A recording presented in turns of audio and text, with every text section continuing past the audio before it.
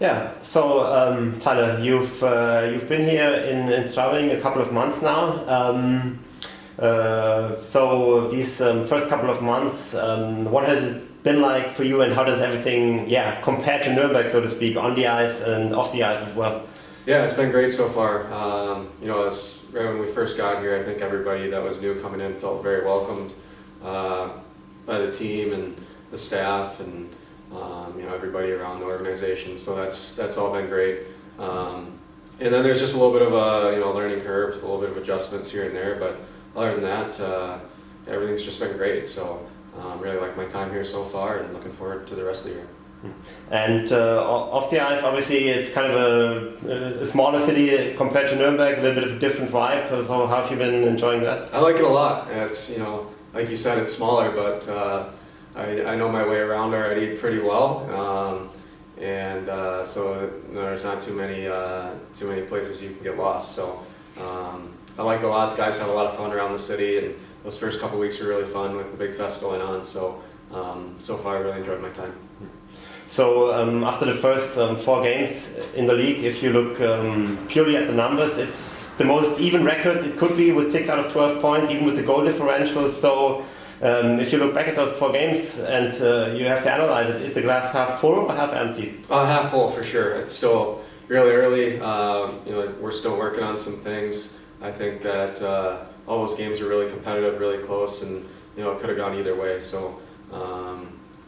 Looking at film, there's just a few things that I think that we could have done differently. We could have maybe won those games, and so we've been working on those things. And we got a big stretch here this next half week with 3 games that are important for us to go out there and kind of apply what we've been working on into the game. So big week for us ahead. You mentioned some things you could have done differently. What are those things in your mind, and what are the things you would say have gone well in those first 4 games? Yeah, well, I think first of all, I think the things that have gone well is we're really resilient.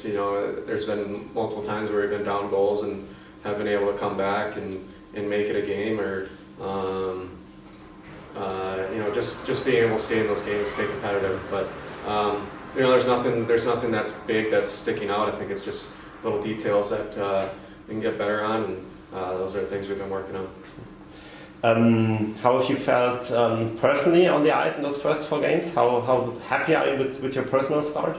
I'm one of those guys. I think I can always be better. So kind of hard on myself always, but at the same time feel pretty good. I think I'm getting more and more comfortable now that the season's kind of rolling. So. Feel good, but as always, can be better. The first 4 games you've been playing on a line with Justin and Cole, who are also new on the team. Does it actually kind of make things a little bit easier if you play with 2 new guys? Because, so to speak, there's no chemistry you can ruin, and there's no pressure to be that 3rd guy or something like that. Or I know what you're saying. Yeah, exactly. I think anytime you get to play with a couple new players, it's kind of fun, and you kind of figure each other out more and more as you play together. So definitely doing that, and those guys they're really great players, and I'm just out there trying to help them out and trying to learn each day what they like the spots that they like to be in, and they're kind of doing the same for me. So just a little bit of a learning process, and I think each week it's gotten a little better and better. So kind of looking forward to keep going with them. The last couple of seasons in Nuremberg, you guys obviously had some good results in the regular season, and then didn't get past the first round in the playoffs. And I guess it had kind of been a little bit similar in Straubing, with good regular season and then not being able to advance in the playoffs. So did that kind of when you decided to come here, did that kind of fit your ambition to that striving for that playoff success specifically? Yeah, absolutely. That was something that was talked about when I made the switch to come over here, and I know that Straubing's a very competitive team, and a team that can do really well in the playoffs, and so that's something that I want to be a part of. Obviously, the last couple of years for me, it hasn't gone that way, but it's always tough at the end of the year getting out early. So. Looking forward this year having another strong regular season and being able to bring it into the playoffs, and have a good ride at the end of the year as well. So looking forward to that. Can you talk a little bit about the thought process when you decided to come here generally? So what were those factors which pulled you here? Yeah, there wasn't something that really stuck out. It was more so just a time for a change for me, and talking with the GM over here, it seemed like a fit that worked for me well, and playing against Straubing the last couple of years, I like the way they play, and I've always noticed that the building's always full and good energy here. So I thought it was a place that I could fit in well, and I think it was just kind of a time that I felt would be excited to make a move over here, and so far it's something that I really liked. On the team here, there's 3 guys from Minnesota now, so maybe that was a factor as well which contributed to coming here. But is there kind of a special bond, because Justin mentioned a couple of weeks ago that you guys already kind of were in contact and talked during the off season? Yeah, I knew Justin just through working out with him in the off season. The last couple summers, him and I work out at the same gym, so got to know him a little bit, and I was obviously excited to hear when he had signed with Straubing this past summer, and then I knew Hunter just from growing up a long time ago, so I haven't played with him or against him in a long time, but he's obviously a great goaltender, so yeah, just kind of having a couple familiar faces, it's a little easier to come into. So I'm curious, you mentioned you knew Hunter from a long time ago, so when was that actually? Was that really no, we were little. We were probably, I don't know, 13 or 14, and okay. I think at that point he had just started playing goalie, so okay. He was really good then, so yeah, it's a little different now. We're a little older, but it's good to see him again. Is it actually a little bit comparable between Minnesota and Straubing? Because in the sense that it's both areas where kind of there's a huge passion for hockey, and hockey is kind of the #1 sport? Yeah, absolutely. That for sure correlates. And it's cool too. I think, a lot of these cities over here, the drive and the passion for hockey is so big. So kind of feels like home a little bit with Minnesota being that same way. So it's definitely, it's a cool environment over here to be a part of. And so finally, you already mentioned the week ahead with the 3 important games. So looking specifically at the game tomorrow against Munich, do you expect kind of a special vibe, as it's always kind of a game I know teams like to get up to, because it's one of the big teams, one of the most successful teams, and also obviously kind of a rivalry here. So do you expect that special vibe tomorrow? Yeah, I think so. I think it's going to be an intense game. Obviously, it's a derby game, and I think the fans are going to be really involved, and I think it's just one of those games that we're going to have to be extremely ready for. Obviously, they're a really good team, and the last couple of years they've shown that, and they're dangerous. So we got to make sure that we're ready, and the atmosphere is going to be, I think, pretty good. So I think that'll help us out. And do you kind of expect a certain style of play from Munich tomorrow? Because obviously they made a coaching change this summer after being coached by the same coach for a long time. So they're also kind of in a process of adjusting to a new coach. So what do you expect from that? Yeah, not entirely sure. I think that's something we'll look a little bit more into video and kind of see their tendencies if things have changed or stay the same. But I think they have a lot of the same guys back, and I think that kind of ties over year after year if you got the same personnel. But I don't know. We'll see. Like I said, they're a really good team, and just kind of expect that going into tomorrow. Okay. Thank you. Thank you.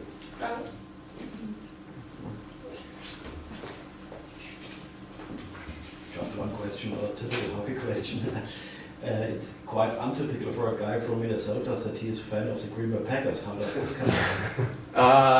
Pretty simple, I guess. I mean, I got it pretty tough growing up from my friends and at school, but just my parents are from Wisconsin, so I think my dad, he always said he would raise me wrong if I grew up a Vikings fan, so that's kind of how that all happened.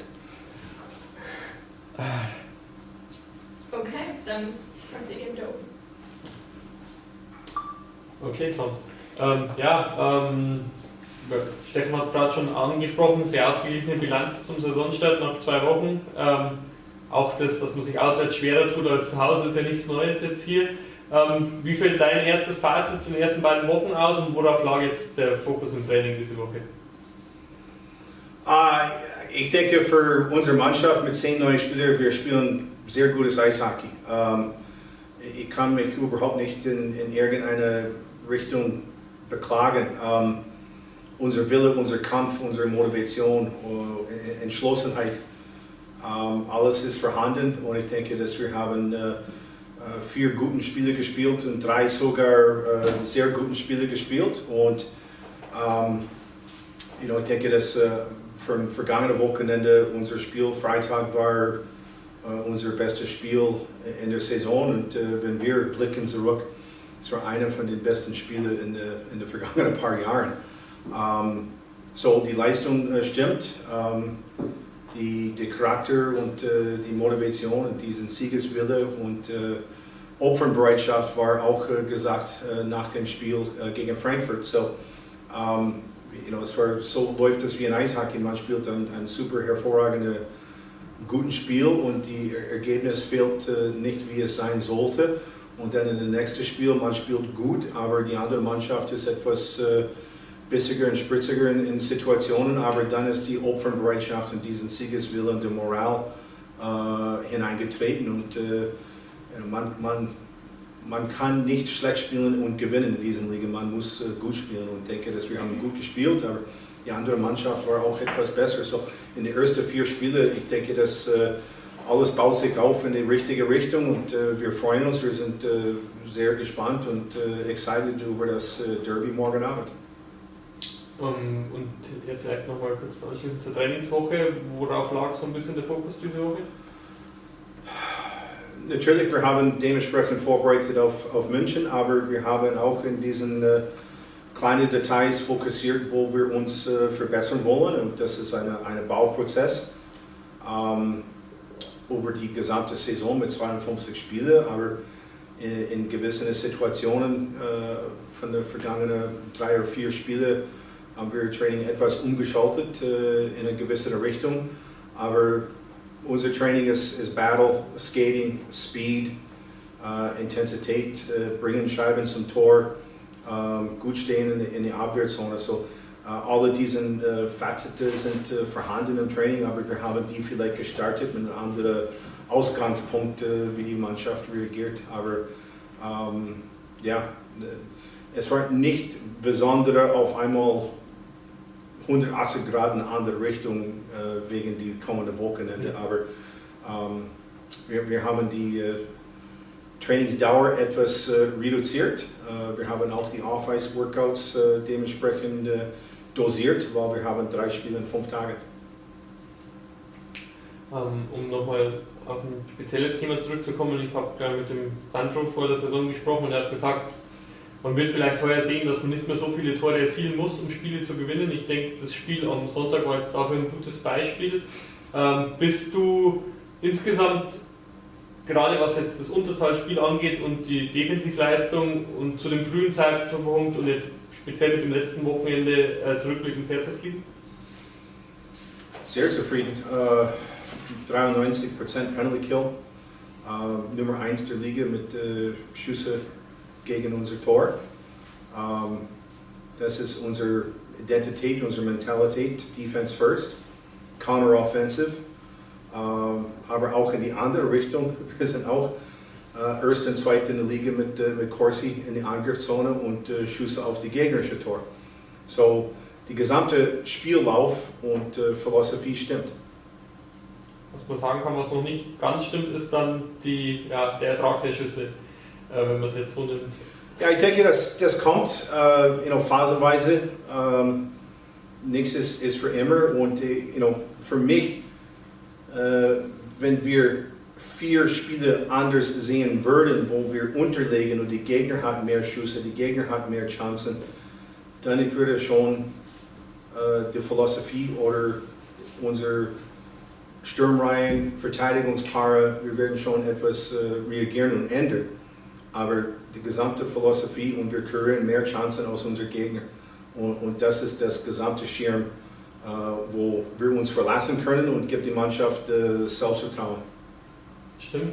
Sprechen wir über das kommende Wochenende. Musst du irgendwas umstellen? Gibt sich irgendwas aufgrund von angeschlagenen Spielern? Wie sieht es mit Jason Lippmann aus? Momentan ist Lippmann nach wie vor, ja, das wird sich kurzfristig sehen, Woche zu Woche. Aber ja, diese Wochenende ist nicht dabei und auf jeden Fall, das ist immer eine Tag für Tag Besprechung. Wie sieht es aus mit der Erholung und Regenerieren und der Therapie und so weiter. So, das ist die einzige Ausfall momentan. Sonst wir fahren weiter mit unserer Mannschaft und unserem Kader und wie gesagt, es gibt sehr viele Sachen, was wir gut gemacht haben und wir wollen das weiter fortsetzen für die kommende Wochenende. Hast du schon einen Plan, was die Torhüter fürs Wochenende angeht oder für die nächsten 3 Spiele? Morgen, wir nehmen das Spiel zu Spiel, aber morgen ist Hunter Michigan Tor. Wir haben, glaube ich, Anfang August, als wir uns zum ersten Mal gesehen haben, hier wieder ein bisschen schon über München gesprochen und auch über den neuen Trainer Toni Söderholm, der zum ersten Mal in der DL als Headcoach an der Bande ist. Wie fällt so dein erstes Fazit nach den ersten 4 Spielen des Titelverteidigers aus und was erwartest du morgen von denen? Well, ich denke, das ist für jemand anderes, aber für mich überhaupt nicht zu besprechen oder darüber zu reden. Toni ist ein guter Trainer, habe ihn näher kennengelernt als Nationalmannschaft-Trainer, der war oft hier in Straubing. Wir haben ein paar Mal zusammengesessen und über verschiedene Philosophien und spezifisch über die deutschen Spieler und Schwerpunkte, wo wir uns verbessern müssen, also mit den einzelnen Spielern und worauf wir arbeiten müssen. Und Toni ist ein Fachmann und kennt seine Arbeit und kennt die Liga, kennt die Mannschaft. Es gibt alle die Spieler vorhanden wie in der vergangenen Saison mit ein paar Neuzugänge. Die Spielweise ist sehr ähnlich mit ein paar kleinen Unterschieden, aber für die neutral Fan, die werden das vielleicht nicht merken, aber für die Trainers, wir sehen ein bisschen Unterschied hier oder da, aber sonst die Spielweise ist schnell, fähige Mannschaft, tief 4 Reihen, aggressiv Vorchecking, starke Powerplay. So auf jeden Fall Tabellennachbar, 1 Punkt Unterschied und es ist eine richtige heiße Derby und wir freuen uns. Wir sind sehr motiviert für diesen Spiel morgen. Auch wenn natürlich der Fokus voll erstmal auf morgen liegt, ist klar, vielleicht ein paar Worte auch zum Gastspiel in Augsburg und zum dem Spiel dann am Dienstag machen. Well, es ist Wochenende der Derbys, bayerische Derbyfest. Aber Sonntag natürlich ist ein wichtiges Spiel. Wir nehmen das Spiel zu Spiel, eins nach dem anderen, Step by Step. Aber es ist ein Spiel, wo wir unsere Auswärtsleistung, spezifisch den Spiel in Wolfsburg, wir wollen das weiter fortsetzen. Und es ist ein wichtiges Spiel. Und natürlich beide Teams sind sehr ehrgeizig. Es wird auf die Kleinigkeiten kommen, Disziplin, weg von der Strafbank, insbesondere in Augsburg. So, wir müssen eine schnelle Spielweise und diszipliniert spielen. Alles klar. Tom, beim Blick auf die Tabelle fällt ja auf, dass nach 4 Spieltagen jede Mannschaft schon mindestens ein Spiel verloren hat, jede Mannschaft schon mindestens ein Spiel gewonnen hat. Sagst du, da sollte man nicht mehr reininterpretieren, als dahinter steckt, oder ist das vielleicht schon ein erstes Anzeichen, dass da tatsächlich eine gewisse Ausgeglichenheit da ist in der Liga? Ich denke, es ist nicht eine gewisse Ausgeglichenheit. Ich denke, dass diese Liga, diese Saison ist die ausgeglichenste Saison überhaupt, seit ich bin hier. Und woran machst du das fest, auch vielleicht abseits von den Ergebnissen? Ich denke, das geht in der Sommer schon mit der Kaderplanung und den neuen Verpflichtungen. Welcher Trainer, Spielweisen von den Mannschaften und die Trainers, die da sind. Und man hat auch in der Vorbereitung Spieler verfolgt, aber ich denke, dass allgemein man sieht, dass alle Teams haben eine disziplinierte Spielweise, eine Taktik. Teams haben dementsprechend Waffen vorhanden mit die Sturmreihen oder auch die blaue Linie, die Schüsse, Powerplays. Penalty killing, ich denke, ist wesentlich besser rundherum die gesamte Liga.